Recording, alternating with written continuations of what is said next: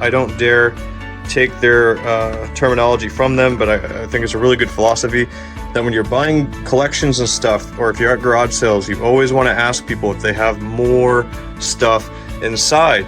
Because as I said, I was just going for this Super Nintendo. I showed up 10 minutes later and the guy was holding all this stuff that you see here plus more for me, just because I was quick to ask. Let me show you what I got. Here we got two Game Boy consoles that are in pretty good condition. This one's missing the battery case, and we got two magnifying glasses. They're Game Boy, official Game Boy carriers that came out in the 80s or early 90s. If you're ever buying Game Boy stuff, the accessories are worth an absurd amount of money.